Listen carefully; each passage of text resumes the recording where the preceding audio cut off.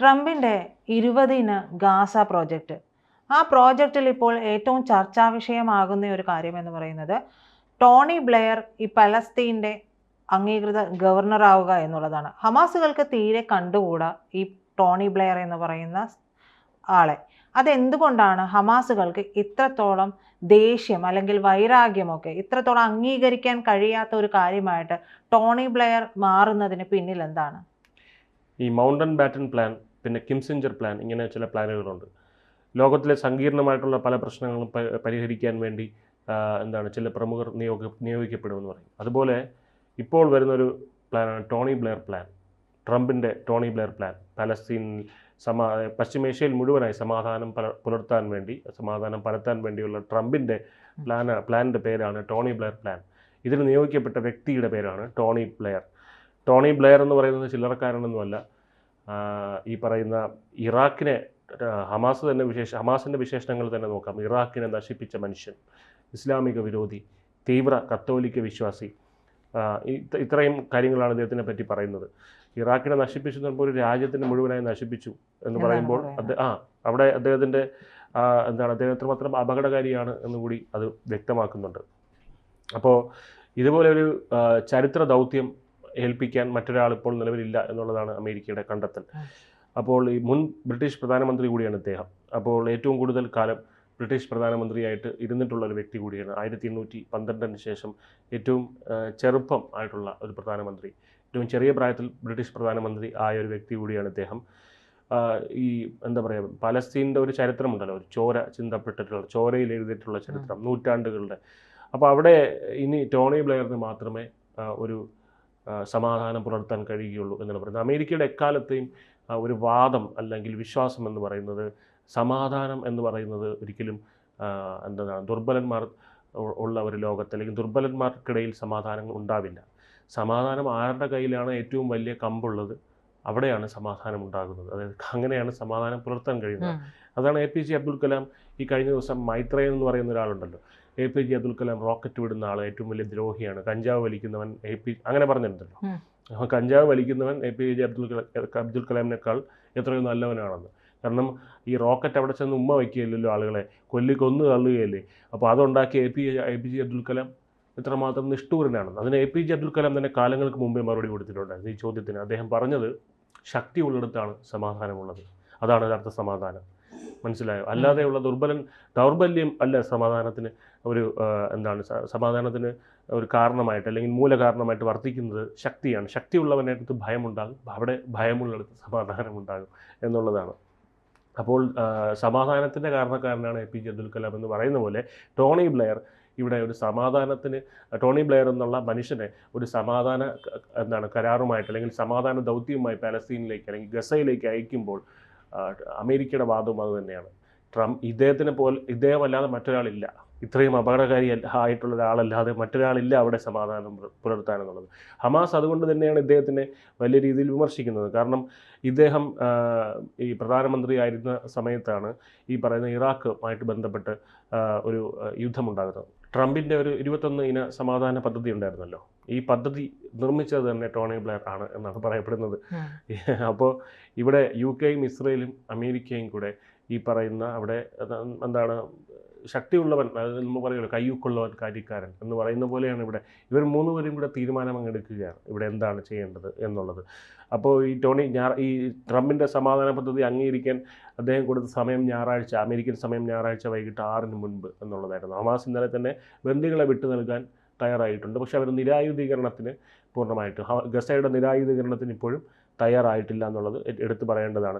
പക്ഷേ എന്നാലും അവിടെ പശ്ചിമേഷ്യയിൽ ഈ പറയുന്ന ഒരു സമാധാനം പുലരുമെന്നുള്ളൊരു സമാധാനം പ്രതീതി അല്ലെങ്കിൽ ആ ഒരു പ്രതീതി വരുന്നതിനിടയ്ക്കാണ് ഇവിടെ ഗസയിലെ താൽക്കാലിക രാഷ്ട്രത്തലവനായിട്ട് ആര് വരും, താൽക്കാലിക നേതാവായിട്ട് അല്ലെങ്കിൽ നേതൃരംഗത്ത് ആരായിരിക്കും വരുന്നത്? ടോണി ബ്ലെയർ ആയിരിക്കും വരുന്നത്. അമേരിക്ക മുന്നോട്ട് വയ്ക്കുന്ന വ്യക്തിത്വം ടോണി ബ്ലെയർ ആയിരിക്കും എന്നുള്ളതാണ് വീണ്ടും അവിടെ സംഘർഷം ഉണ്ടായിട്ടില്ല, സംഘർഷങ്ങൾ അതായത് ഒരു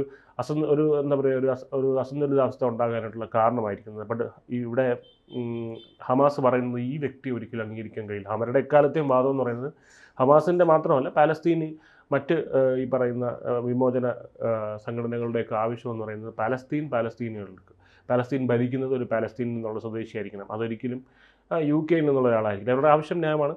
പക്ഷേ ഇവിടെ അമേരിക്ക എന്ന് പറയുന്ന ഒരു ശക്തൻ്റെ മുമ്പിൽ ഒന്നും ചെയ്യാൻ പറ്റാതെ നിൽക്കുകയാണ് ഈ പറയുന്ന അമേരിക്കയുടെ നിയുക്തനാണല്ലോ ടോണി ബ്ലെയർ എന്ന് പറയുന്നത്. അമേരിക്കയുടെ മുമ്പിൽ ഒന്നും ചെയ്യാൻ പറ്റില്ല ഹമാസിന്. അമേരിക്കയുടെ മുമ്പിൽ എന്നാൽ മാത്രമല്ല, ഹമാസിൻ്റെ ഈ വലിയ പോരാളികളെല്ലാം 25,000-ഓളം പോരാളികളെ ഇതിനോടകം തന്നെ ഇസ്രായേൽ കൊന്നു തള്ളിക്കഴിഞ്ഞു.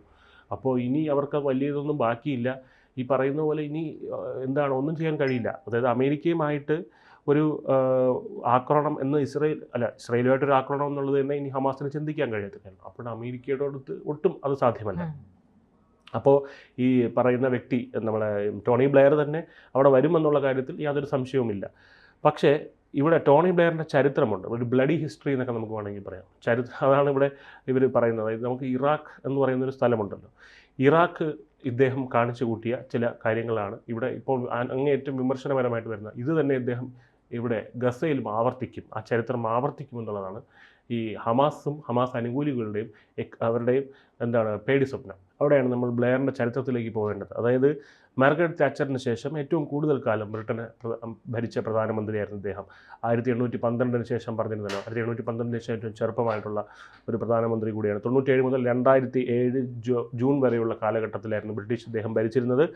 അപ്പോൾ ഇദ്ദേഹത്തിൻ്റെ ഭരണത്തിൻ്റെ കീഴിൽ സാമ്പത്തികമായിട്ടുള്ള വൻ പുരോഗതിയൊക്കെ ബ്രിട്ടൻ ഉണ്ടായെങ്കിലും അനിയന്ത്രിതമായിട്ടുള്ള കുടിയേറ്റവും മറ്റു കാര്യങ്ങളും ഒക്കെ ഉണ്ടായി. ബ്രിട്ടനിൽ വലിയ പ്രശ്നങ്ങളുണ്ടാക്കി. അപ്പോൾ ഇദ്ദേഹം ആദ്യം ബഹുസ്വരതയുടെ വക്താവൊക്കെ ആയിരുന്നെങ്കിലും പിന്നീട് ഇദ്ദേഹത്തിന് കാര്യം മനസ്സിലായപ്പോൾ ഇദ്ദേഹം ബഹുസ്വരതയൊക്കെ എടുത്ത് തോട്ടിൽ കളഞ്ഞു. അദ്ദേഹം പറഞ്ഞു അട്ടിച്ച് പുറത്താക്കണമെന്ന് പറഞ്ഞാൽ അതിന്. അങ്ങനെ ആകുമ്പോഴാണല്ലോ നമ്മൾ സംഖ്യയാവുന്നതും, നമ്മുടെ രാജ്യം നമുക്കുള്ളത് എന്ന് പറയുമ്പോഴാണല്ലോ നമ്മൾ സംഖ്യയാവുന്നതും. ഈ പറയുന്ന പോലെ അമേരിക്കയിൽ എന്താണ് അവർ പറയുന്ന ഒരു വാക്കുണ്ടല്ലോ, മാഗയാവുന്നതും ഈ പറയുന്ന പോലെയൊക്കെ ഇസ്ലാം വിരോധിയാവുന്നതൊക്കെ അപ്പോഴാണ്. കാരണം ഈ കുടിയേറ്റക്കാരെ അടിച്ച് പുറത്താക്കണമെന്ന് പറയുമ്പോഴാണ് ഇതൊക്കെ ആവുന്നത്. അപ്പോൾ ഈ ഇറാഖിൽ യുദ്ധത്തിൽ ബുഷിൻ്റെ പ്രധാന സഖ്യകക്ഷി കൂടിയായിരുന്നു ഈ ബ്രിട്ടൻ്റെ അന്നത്തെ പ്രധാനമന്ത്രിയായിട്ടുള്ള ഈ ടോണി ബ്ലെയർ എന്ന് പറയുന്നത്.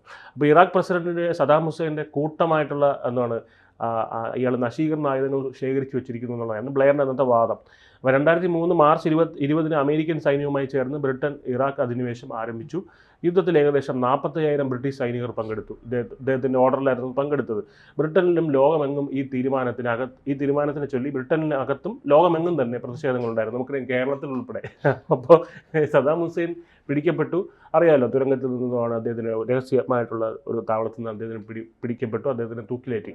അവിടെ തൂക്കിലേറ്റിയതിന് ശേഷമാണ് മനസ്സിലാവുന്നത് സദാമിൻ്റെ കയ്യിൽ ആയുധങ്ങളൊന്നും തന്നെ ഇല്ലായിരുന്നു, ഇതെല്ലാം വസ്തുതാവിരുദ്ധമായിരുന്നു എന്നുള്ള കാര്യം. അപ്പോൾ അദ്ദേഹം മാറ്റി പറഞ്ഞു. അദ്ദേഹം പറഞ്ഞു സദാം ലോകത്തിന് തന്നെ ഒരു ഭീഷണിയായിരുന്നു, അതുകൊണ്ടാണ് കൊന്നത്, അല്ലാതെ ആയുധം ശേഖരിച്ച് വെച്ചുകൊണ്ട് മാത്രമല്ല എന്നുള്ള രീതിയിൽ പറഞ്ഞു.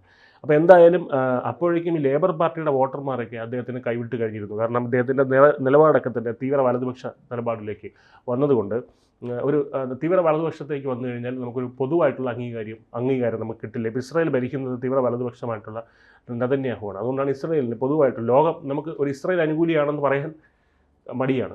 കാരണം പറഞ്ഞു കഴിഞ്ഞാൽ ഒറ്റപ്പെടുത്തും.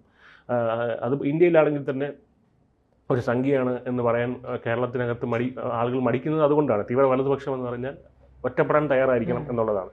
അപ്പോൾ അങ്ങനെയാണ് ഇവിടെ വന്നത്. അപ്പോൾ എന്തായാലും ഇദ്ദേഹത്തിന് വംശീയ വെറി പൂണ്ടവൻ എന്നൊക്കെയാണ് പറയുന്നത്. പക്ഷേ ഇദ്ദേഹത്തിൻ്റെ ഒരു പ്രശ്നം എന്ന് പറയുന്നത്, ഇദ്ദേഹത്തിൻ്റെ ഒരു പ്രശ്നമല്ല, ഇദ്ദേഹത്തിൻ്റെ ഒരു കാര്യം എന്ന് പറയുന്നത് ഇദ്ദേഹം തീവ്രവാദ വിരുദ്ധനാണെന്നുള്ളതാണ്. അതാണ് ഹമാസിനോട് ഭയപ്പെടുത്തുന്നത്. അവരത് മുസ്ലിം ആക്കി മാറ്റുന്നു എന്നുള്ളതാണ്. പിന്നീട് അദ്ദേഹം ഈ പറയുന്ന കത്തോലിക് മതം സ്വീകരിച്ചു, കത്തോലിക് വിശ്വാസിയായിട്ട് മാറിയപ്പോൾ അതും കൂടെ പറഞ്ഞു. അതായത് ഇപ്പം നമ്മൾ ഇവിടുത്തെ പൊളിറ്റിക്കൽ ഇസ്ലാമിനെ വിമർശിക്കുന്ന ആൾ മുസ്ലിമാണ്, അവർ ആദ്യം വിമർശിക്കുന്നവൻ്റെ മതമാണല്ലോ. ഇപ്പം മുസ്ലിം ആണെന്നുണ്ടെങ്കിൽ ഇവനെ ദേശീയ മുസ്ലിം എന്ന് പറഞ്ഞ് ഇവനെ കൊച്ചാക്കാൻ നോക്കും. ഇനിയിപ്പോൾ പറയുന്ന ഹിന്ദു ആണെന്നുണ്ടെങ്കിൽ ഇവനെ സംഘി എന്ന് പറയും. അപ്പോൾ അതുപോലെയാണ് ഇദ്ദേഹത്തിൻ്റെ കത്തോലിക് മതം സ്വീകരിച്ചതിന് ശേഷം ഇവരങ്ങ് ഉറപ്പിച്ചു ഇവർ മുസ്ലിം വിരുദ്ധനാണ് എന്നുള്ള കാര്യത്തിൽ. എന്തായാലും ഇദ്ദേഹത്തിൻ്റെ ഒരു പ്ലാൻ, അതായത് എന്താണ് ടോണി ബ്ലെയർ പ്ലാൻ എന്നുള്ളതാണ് ഇവിടെ ചോദ്യം വരുന്നത്. ഗസ യുദ്ധം അവസാനിപ്പിക്കുന്നതിനും ഹമാസിനെ മാറ്റി നിർത്തുന്നതിനുമായിട്ടുള്ള നിർദ്ദേശം ട്രംപിന് നൽകിയത് തന്നെ ടോണി ബ്ലെയർ ആണെന്നാണ് പറയുന്നത്. അത് 21-ന് ആ ഒരു പത്രിക നൽകിയത് തന്നെ ടോണി ബ്ലെയർ ആണെന്നാണ് പറയുന്നത്.